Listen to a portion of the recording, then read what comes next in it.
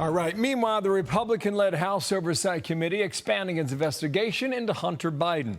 Newly subpoenaed financial records, stacks of documents dating back 14 years are now under review. The chairman of the House Oversight Committee, James Comer, out of Kentucky, is with me now. And, sir, good morning to you. Thank you for your time and for being here today. I want to try and clear up a few matters. You were on with Sean last night, okay? So you have received through Bank of America thousands of these records that go back 14 years. One of them includes an associate by the name of Rob Walker. And you said last night that 2 months after Joe Biden left the office of the vice president, so that's January, February, March of 2017, I'm guessing? Yes. Around that time, he received a $3 million wire from two people directly associated with the CCP in Beijing. What is that all about, sir? You made the claim. What did you discover? Well, we discovered that they got a $3 million wire 2 months after Joe Biden left office. And then the very next day, from that account, that Walker account that appears to be a pass-through account, then they started wiring money to Biden family members, plural. And there were 3 different Biden family members that received a cut from that $3 million, including a new Biden family member that's never before been included in any of these investigations. So our question is, what exactly did they do to receive that money? What was the purpose of that $3 million wire? Now, that's just the first wire that we've actually been able to obtain bank records on. There are many, many more. Okay, you put your finger on it there a second there. Okay, you said, what were they doing in return for that money? Do you have an answer? I do not. But, the media says, well, this is a Hunter Biden investigation. This is an investigation of Joe Biden, and we're investigating the Biden family. And again, after this new batch of information, it expands. There are more family members involved in this than just the president's son. And what they've said in the media, oh, this was for business. We can't identify any business. It appears it went into their personal accounts. So if China's investing with the Bidens in a business, we can't find any business. They don't manufacture anything. They don't sell anything. They don't own any real estate. We don't know what the business is. My theory is it's influence peddling. And if so, then that's wrong. That's what we call a foreign agent.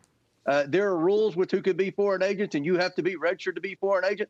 So, the question is, what were the Bidens doing to receive these massive amounts of money from China? Now, we have the first wire, and we've traced it from China to the Biden family members. We have many more to obtain. Okay, so 2 more points here in the time we have left. You said another name popped up.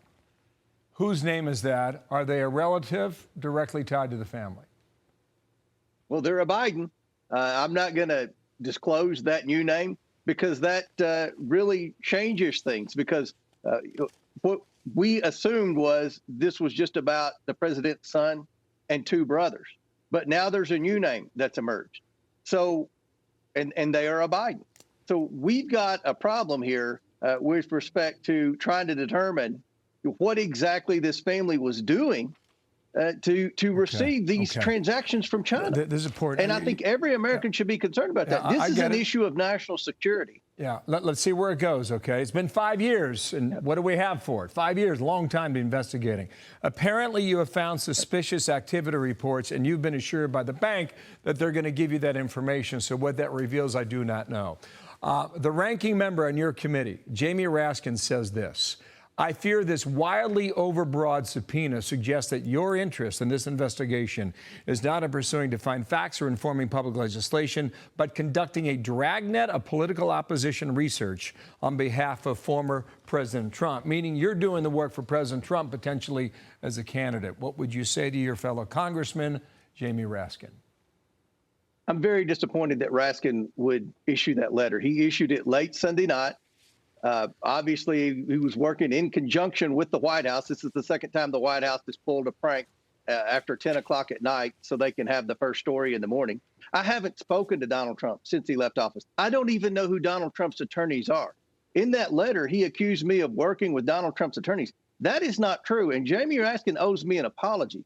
But really, at the end of the day, the purpose of that letter was to leak to the press that I had subpoenaed Bank of America 2 weeks ago. That was the purpose of the letter. And he just threw in a bunch of other false accusations. It's very disappointing that Jamie Raskin would stoop to that level. And that's one reason why we don't take the ranking member seriously in our quest to get to the truth of what exactly the Biden family was doing with our adversaries in China. Okay, we will see where the next chapter leads. James Comer, thank you for your time. It's rather incendiary, and we'll see whether or not you're onto something. Again, 5 years investigating.